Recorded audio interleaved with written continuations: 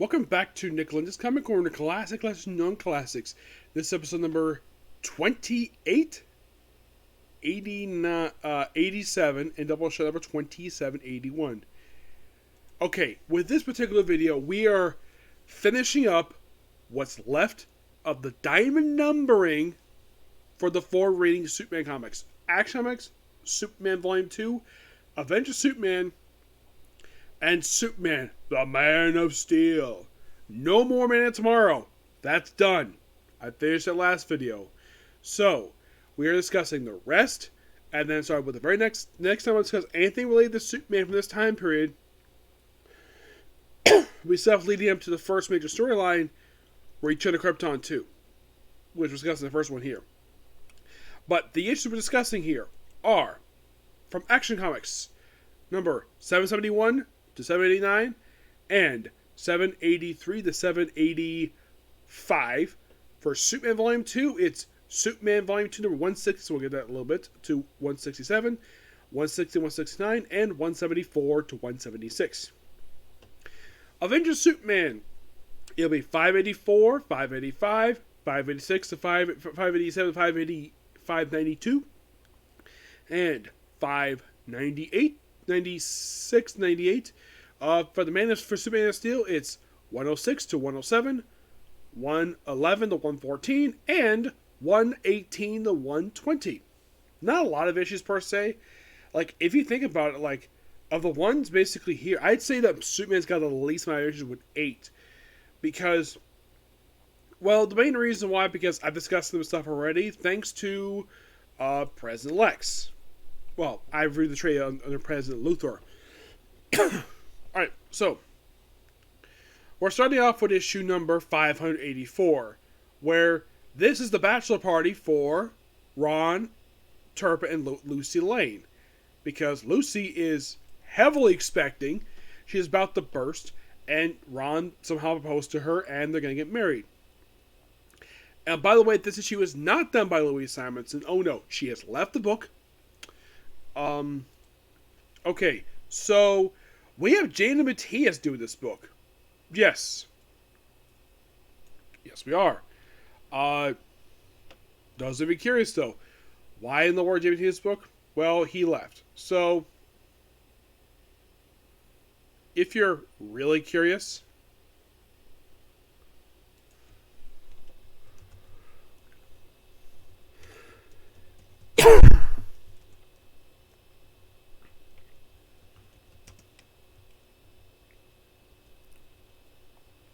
okay, so Louise Simonson did the Man of Steel book for the first, I think, like 86 issues. Yeah, she wrote it for a long time. Yes. Yeah, so she has done 2 issues of Action Comics, just 2. She did the 7-1, which I discussed already in a video a while ago, and she did Action Comics, sorry, for Action Comics 1000, and she did the 6th annual. Oh, and she did do from Adventure Superman just for 3 issues.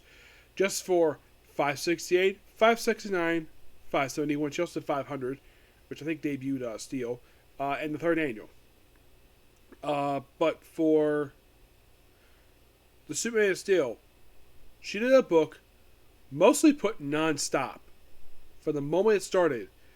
She didn't finally leave until issue 83, though she did come back for one off issue for 86. And she did annuals 2, 4, 6, 11 to 14, 4 and 6 of the annuals. She did issues of Man Tomorrow, 11 to 14. That's pretty much exactly what she did with the book. Yeah, she's no longer writing the book. Yeah. At one point, Stuart Immonen was doing the book. Yes. Stuart Immonen, who had been the artist for Action Comics. He is, at this point, no longer the writer for Action Comics. He had started from issue number 738. He left with 758. He eventually Superman from 530, 534, and he did 573 to 577. And in case you're curious, he never worked on the other 2 titles. Nope, never did. Mark Millar, a guy who I've heard loves Superman. He loves his character. Like, how long did he work on the book for? In the case of action, he did 553 to 558. Adventure Superman, he did 573 to 576. He did a pretty lengthy Adventure Superman Adventures. And of course, did a very lengthy one Swamp Thing, and, well, some Flash stuff. So, he just worked on Action Adventure Superman, and that was it. And those of you curious, though, now, the new writer for the main issues of this talk right here is J. Matthias. Yes. He would do the book from 578 to 587. He did do some action comics from back in the 70s. Actually, like the 80s. He did some early ones. But for post-credits, he just worked on Adventure Superman. Basically, in a way, I'm discussing his last, or I would say some as many issues, but not all of them. Also, you have the awesome Patrick Zurcher on the artwork. So mostly put for 584. Yes, so this is the issue where Ron Turpin and Lucy Lane get married. And, of course, Lucy reconciles her parents after being written by as complete idiots by the previous writers, where they're written to be people who have the writing, at least the dialogue, who was supposed to be there back in the 30s and 40s, even though at this point it was the 90s. I'm so glad that J. Matthias finally, he may have seen that and decided, yeah, that dialogue was stupid. Let's not have basically the parents of Lucy Lane, Lois and Lucy Lane, act like they're from the 40s. Or because she is with a black guy. And her father was mad at the fact that she was involved with a black guy and the fact that, oh, he did something wrong, despite the fact that this is perfect consensual. Now, his parents had no problem with them being a couple. It was her parents that had a problem with them. I'm like, wait a minute. DC, why the heck are you writing the Lanes to be racist? I mean, they don't say they're racist. They're implied by that one scene that might be racist. And Lucy wanted nothing to do with him.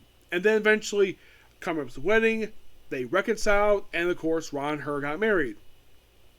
They married for some time, and then they split. And their baby disappeared, which I'll get to the baby. Don't worry about that. But the biggest film of this issue is basically Devils to Conquer. You have this big party. You have Lucy and Lois come out on cake, and her father's like, really? Yeah, it's basically fun. And then we have 106. Let's have basically Superman take on basically a monster. Also, Lori Lamont is back in the book briefly. Also, this period of time, Steel, for some reason, I'm not sure why they did this for this period of time, where they redesigned his helmet to expose his face. Why? What was wrong with the original design? There's nothing wrong with that design at all. Yeah, and I thought basically that Steelworks was a post-Flashpoint thing. Oh no. That was a company that, it's the one they used in the current continuity is a completely different one. So, yeah. And then we continue over to 771. Where we just have an issue where Nightwing teams up with Superman. And this might shock you. We have an issue of Action Comics done by Chuck Dixon. And this would be, like, get this. And this might shock you. This is the only issue of Action Comics he ever wrote.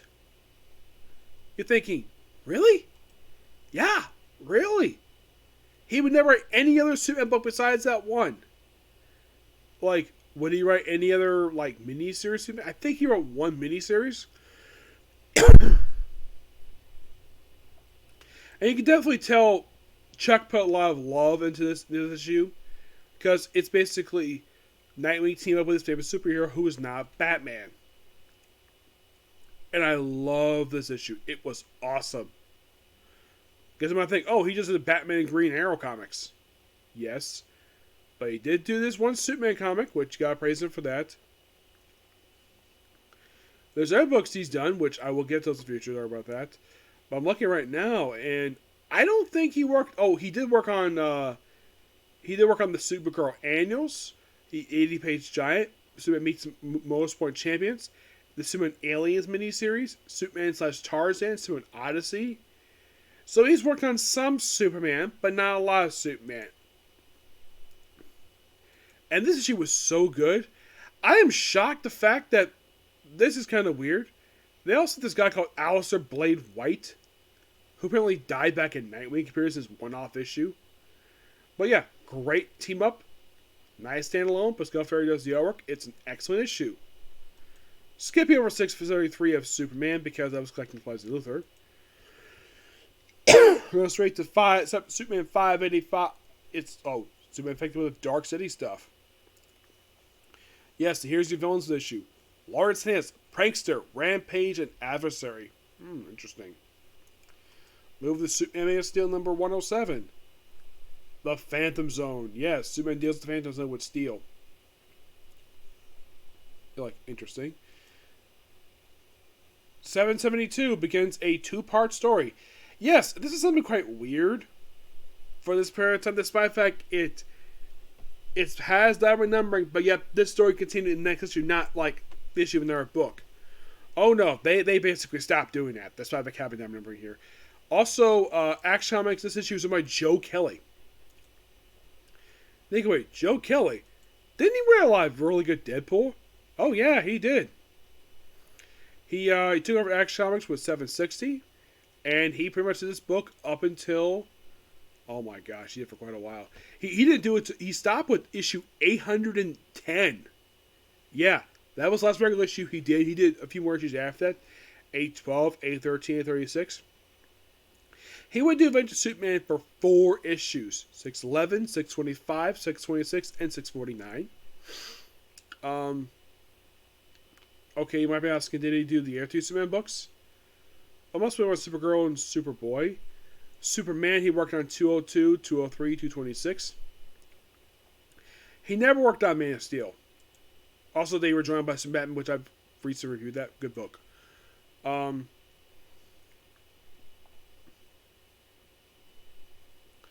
Yeah, this issue for some reason involves Talia al Ghul, kind of.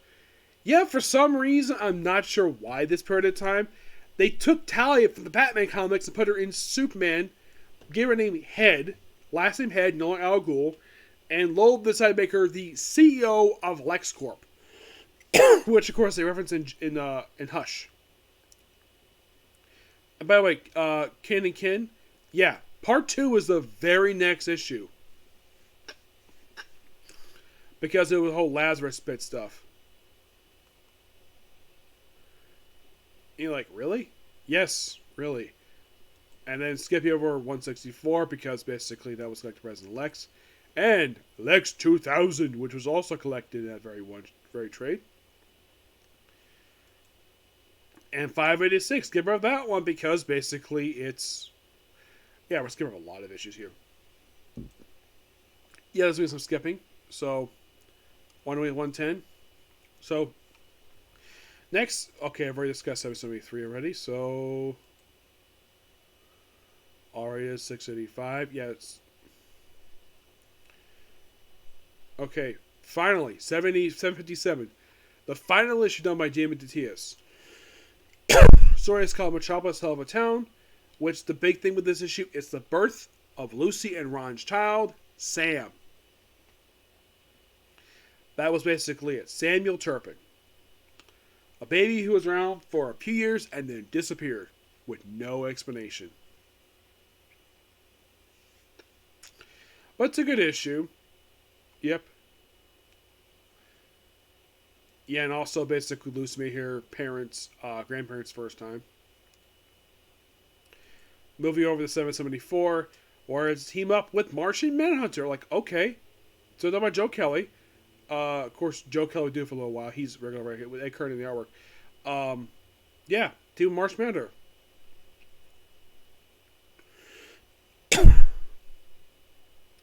And then finally, now we're going to move on to Superman 166. where basically like, oh, let's see what the real truth of Superman of Krypton, which is interesting. Yes. Oh, and Avengers Superman basically Joe Killer takes over 588. Yeah, he takes over. And Superman teams up with Night Eagle, who turns out to be Lady Blaze in disguise. They got Lord Santanas. Yes. Who, for some reason, he continues to appear in this book despite the fact he's a... Well, in the case of Superman, this will be his last time he appears in this book. For Superman, he's not appearing in 277. For Action Comics, well, pretty much all the issues appear there. So at this point, yeah, I pretty much, in all 4 Superman books, this was the last time to discuss him. Yep, he is not returning after this. And on the phone, basically, talking to Ron Turpin. Skipping over Man of Steel 110.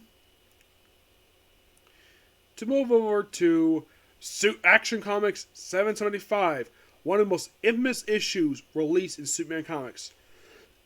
Story is called What's So Funny About Truth, Justice, and the American Way? Okay, this comic is written by Joe Kelly, and this comic was loosely adapted for the animated film Superman vs. the Elite. Because this book has the debut of the, well, DC's analog to the Authority, the Elite. You would think, oh, Warren Ellis wrote this thing. No, it was Joe Kelly. Yep, it was Joe Kelly. With Doug Mankey and Lee Bajama on the artwork. Yep. Also, I should note, though, in this period of time, prior to this, Superman was drawn very consistently in every single book appearing in a different artist.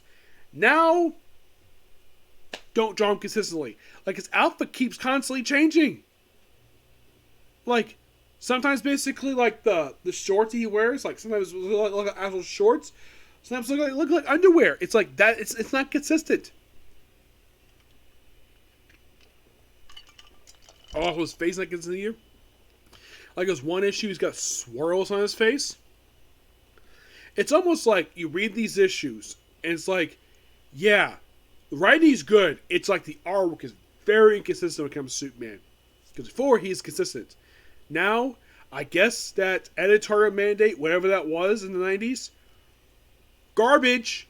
In the garbage. Don't worry about it anymore. Just do whatever heck you want. Draw with whatever heck you want. And this is probably the main reason why probably the diamond number ended, because basically I think they're trying to move away from the diamond numbering. The DC kind of bring that back. So, by the cover, so by Tim Broadstreet, Grant Gullish, Richard Holm, and Tyne Hart. And these are your inkers for this book. I actually met one of the inkers just recently, Dexter Vanes. He also inkers by Jim Rowe, Jose Martinez Jr., Wade Von Grugberger, and Wayne Foucher. Yes, the Elite. Comprised of Manchester Black, obviously, Marguerite, The Hat, and Codecast. Their whole thing is that they're very violent people. And Superman, now in the comic, he goes to one who's a Jupiter to have to find out battle with them, because it's a big epic story. I do appreciate Joe Kelly making a nice standalone story. Now, in the movie, they go to the moon to have their big humongous battle. Yes, the freaking moon. Actually, I think it was a different movie. I think it was maybe the moon, but it was there by Earth. But still broadcast, they actually had their fine TV because basically the whole thing is basically it's a commentary on if violence, the violence the elite is doing is necessary. Because this was popular in the 90s. At this point, this is the 2000s. My guess is that it's probably past prestige. That's basically old hat. We can't do it anymore. Let's solve things more peaceful way. We can still do fighting, yes, but not to the point where the elite was doing.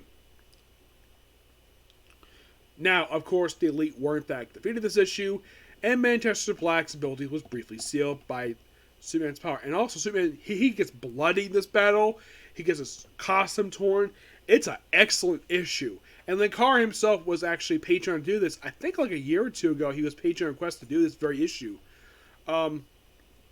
He did not mention anything about diamond numbering. And in case you're curious, though, who was that? What number was this one? This was number This was 2000/13. But an excellent issue. By far one of the most pivotal Superman issues of all time. Next up we have is the first Return of Krypton storyline, which Power Rubber does these amazing covers. Oh my gosh, it's like so gorgeous. Let me bring up the cover here because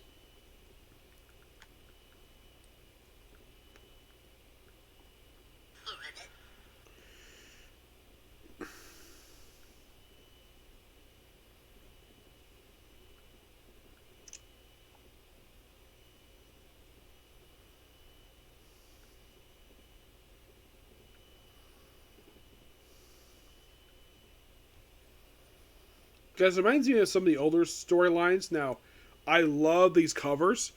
They are fantastic. Yes. It's like cryptologist. It's really interesting. It's like Superman's. It's the first return they had the Superman, and it starts with Superman Volume 2, 167. Part 2 is Avengers Superman 589. Oh, and here's the thing. Jeff Loeb does the opening issue of the story with Ed McGuinness. The second part is done by Avengers Superman 589, done by Joe Kelly and Duncan Routhu. Part 3 is Superman the Man of Steel 111. Love the cover here, where Superman basically looks like he's got jetpack. This is done by, of course, the regular writer Mark Schultz and Doug Mankey in the artwork. I've never met Mark Schultz, but I have met Doug Mankey. And this is only part 3 of the story. Part 4 is an Action Comics 776. What's done by Joe Kelly and Keno.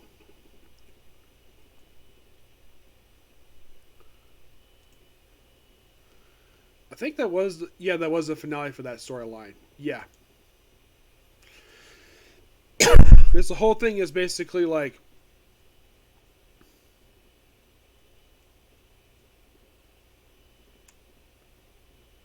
well, the biggest thing with this storyline is we have the first post-Crisis appearance of Krypto the Superdog. Yes. And you're like, wow, we have returned post-Crisis character.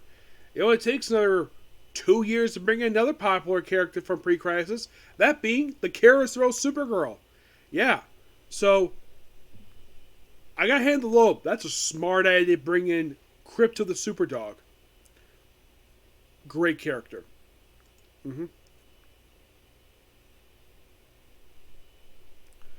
Yeah, and by the way, there's a follow-up to this I'll discuss later, but damn. It's like the storyline is just so good.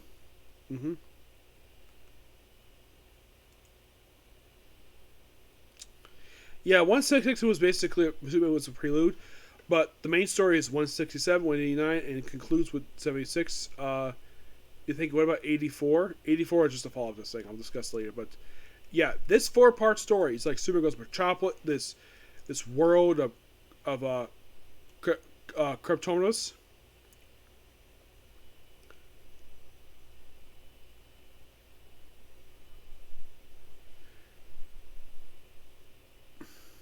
Yeah, apparently this is how, kind of in a way, we have a recreation of Jor-El, and and the main villain's issue is basically zombies.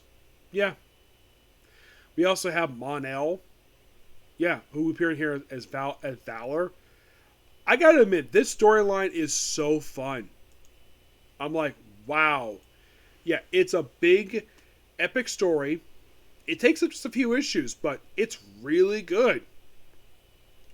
Sadly put, Cryptologist is basically like, yeah.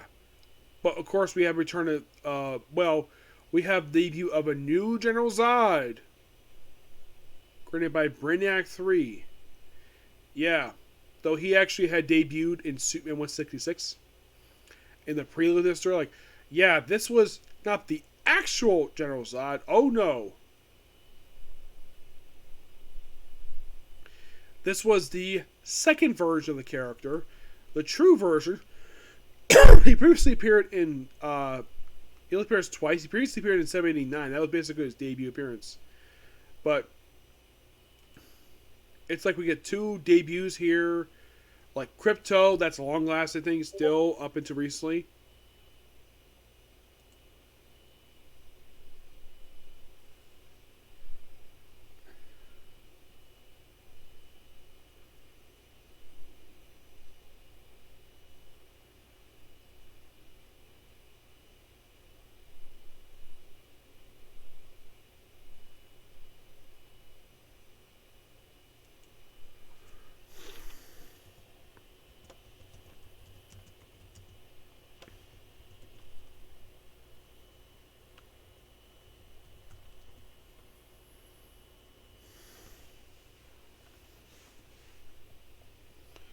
Yeah, so a friend of mine basically was asking me a question. So, basically, it's a really good storyline. It is collected in trade. Return of Krypton is collect this one in the follow up storyline, but excellent storyline. I loved it. It was excellent.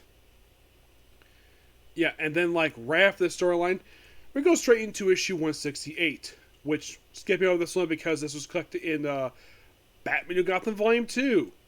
Going straight to Superman, Superman 590. Which is a standalone issue was like, don't cry for me, Vialia.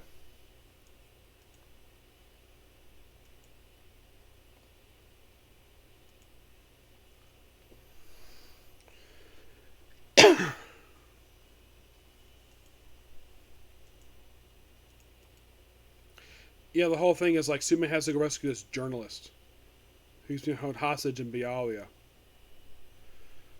Yeah, called Andrew Finch. Is taking this one colonel who appears in this issue. Yeah, and he appears somewhat frequently. He's just a dictator who just appears like one at a time. Superman. That was a couple issues of Action Comics, and that was it.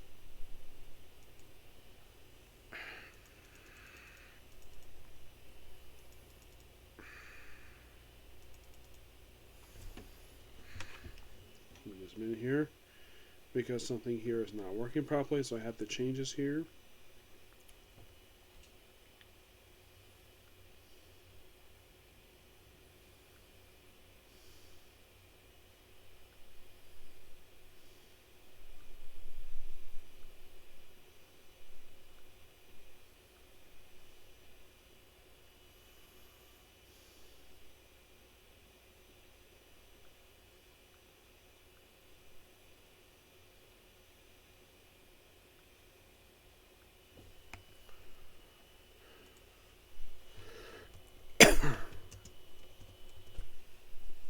All right, so back to this. Yeah,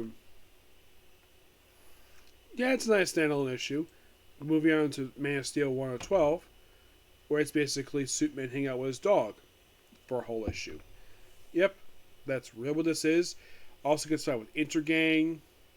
You know, cameos by Kyle Rayner, Wally West, and Plastic Man in this issue. Then moving on to 777. Basically, at this point,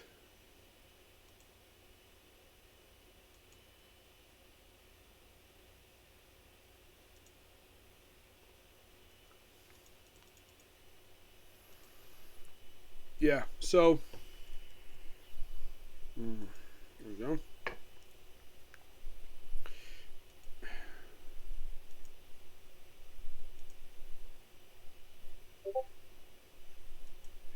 Yeah, it's basically like so we go to France, fight this weird creature called Cancer.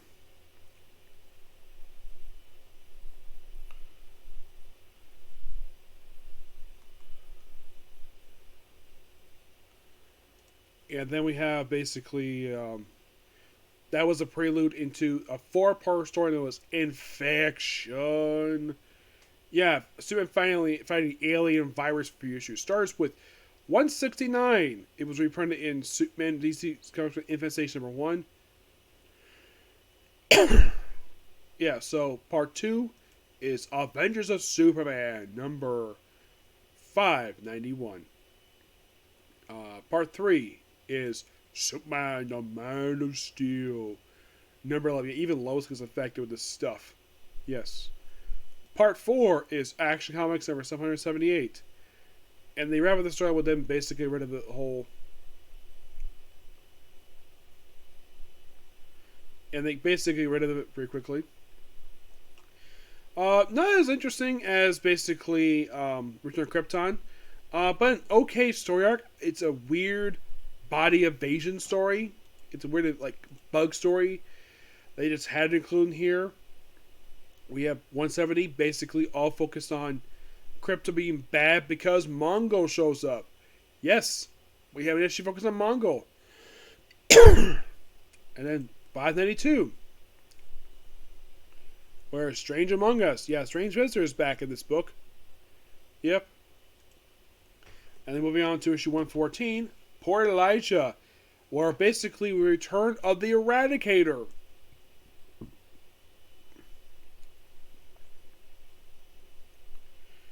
Which, last time he was seen was, he has been seen quite a while in the book.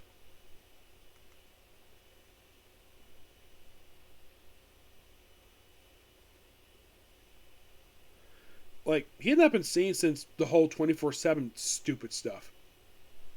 But that was basically his last appearance. He appears here as this giant creature. I'm like, wait, that's the Eradicator? I'm like, no, that's not the Eradicator. It's some giant being claims to be eradicated. And then we have a Strike Force in issue 779 of Action Comics. We have debut of the second ever General Zod, who is a Russian. Well, a dictator of Polistan, who appeared like not many times. Well, he will return after this, don't worry. But the country appears in it. He only appeared like twice. Yeah, so we have a General Zod of the early 2000s. Because he's a human who becomes new General Zod. And a new Fiora. Despite the fact it's not Fiora. It just... yes.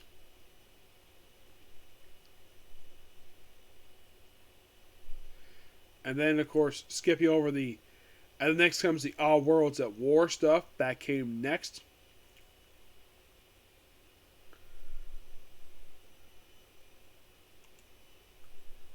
And skipping over this whole storyline because I've already reviewed it already. We're going straight into the aftermath of this storyline.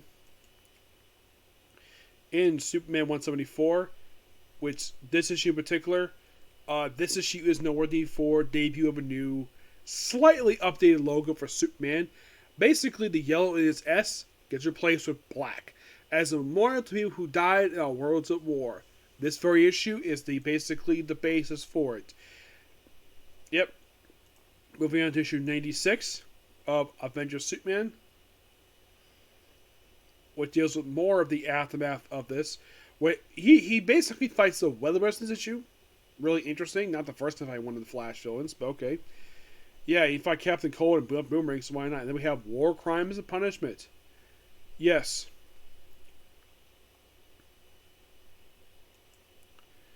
Yeah, because basically now we have technology that was basically, well, used to transform Metropolis.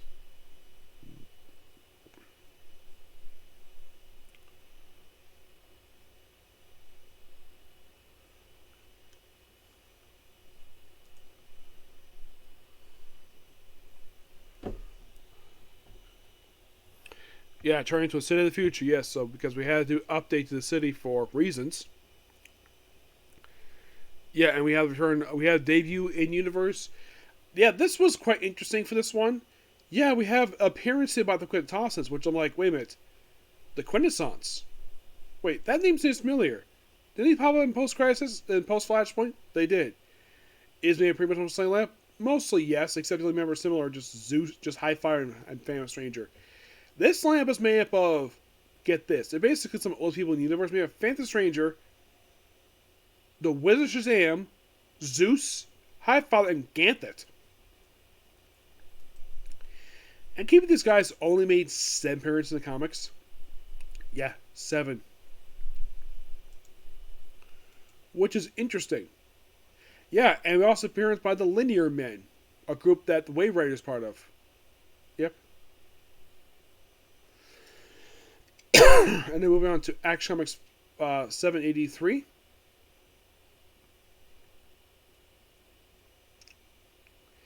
Yeah, and basically he fights 4 straight villains in this issue. Major Disaster, Ocean Master, Scorch, and Stone Emperor. Basically, we have Brandon Boggs doing the arc of this issue. We still have Joe Kelly doing the artwork writing here.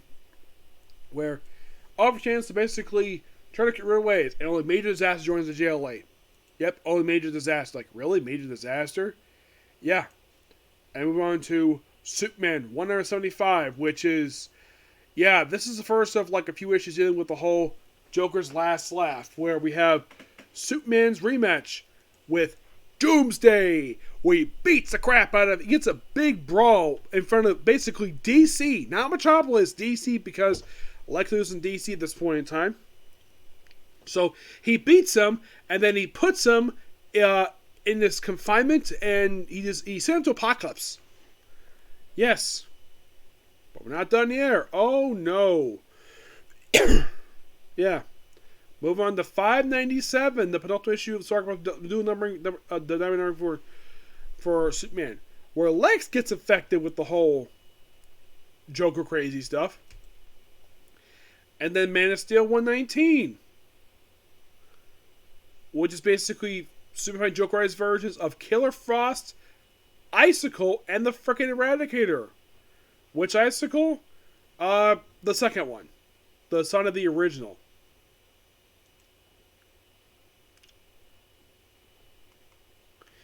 Yeah.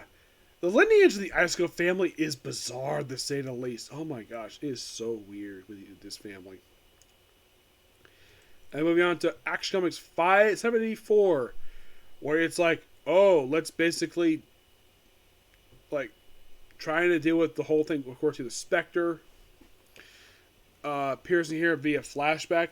It's mostly put them reminding, like, hey, what the heck happened here? And then move on to Superman 176, the final issue of this book to tie into this whole diamond numbering stuff. Where Superman has a rematch with Zod and Dream Sequence, where it gets referenced by Marsh Manhunter. And the issue is still written by Jeff Loeb. Ian Churchill takes over the artwork duties of this book. Emma Guinness no longer does the art. And then we have Cult of Persuasion Prologue, which for some reason the story has continued in Adventure Superman 601. Yes, so it takes off for like 2 issues and then it comes back. I'm like, really? Yeah, that was really bizarre. And then we had the penultimate issue where I was like, oh, we have disconnect. We have it kind of a cool thing here with the Avengers Superman issue where Clark Kent enters the phone booth, and then you have Superman come out at the very end. Really cool. I like that connected cover stuff.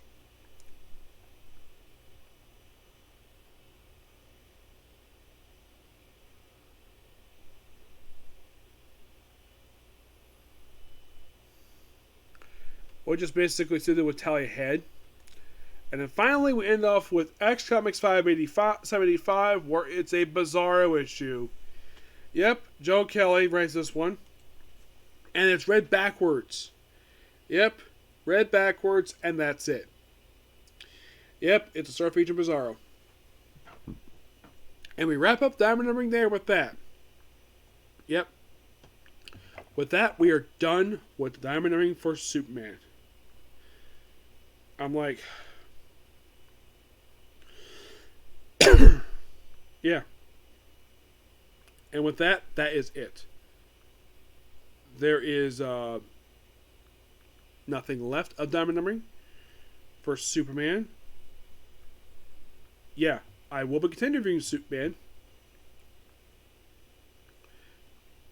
as time goes on. Yeah, so basically, I'll get my final thoughts on diamond numbering here. Good for the start. I'd say post-crisis. So I agree with the opinion that Superman was good for post-crisis up until 98. Which, yeah, that is definitely true.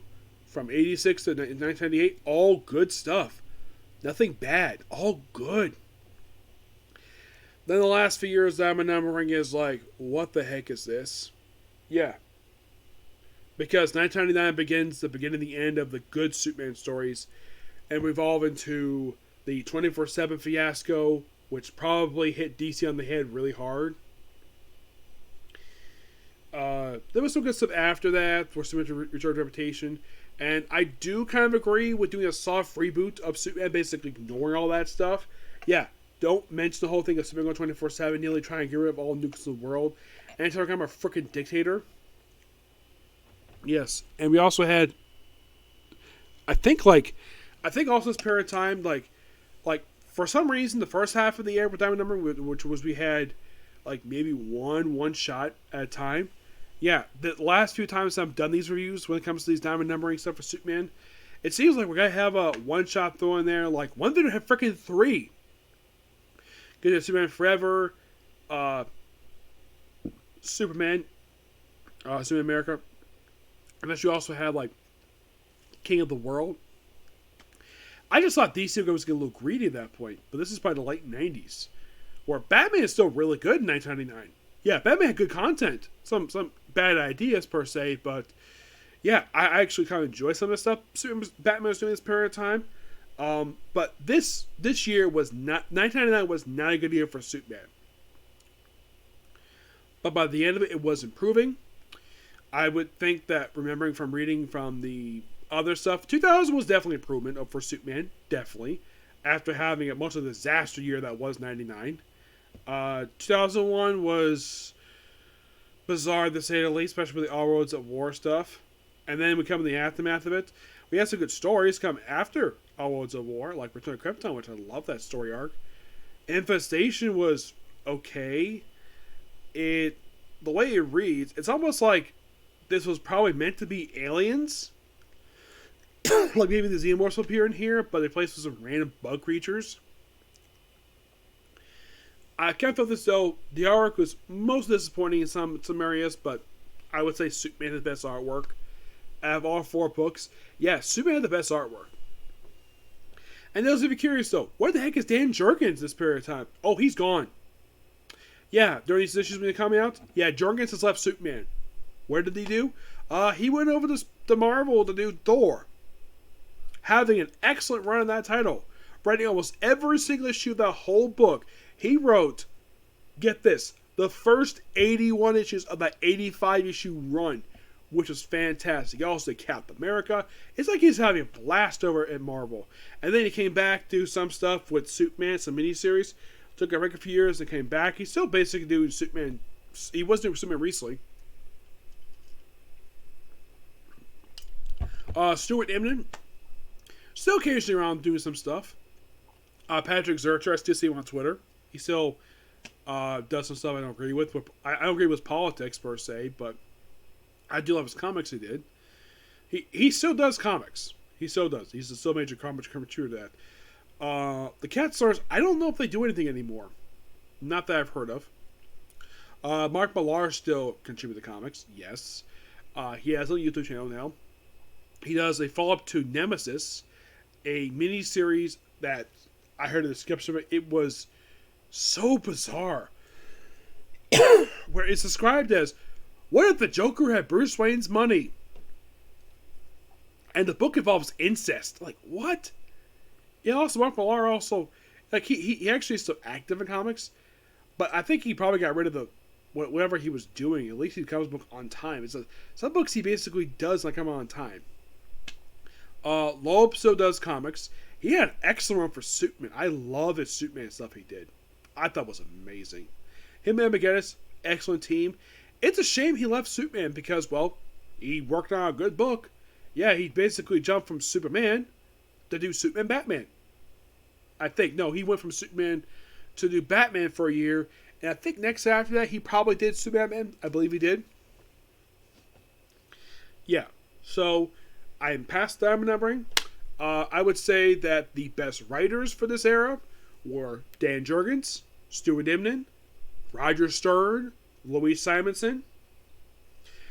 I'm going to count the Ketzlers. They did an excellent job writing the Superman books.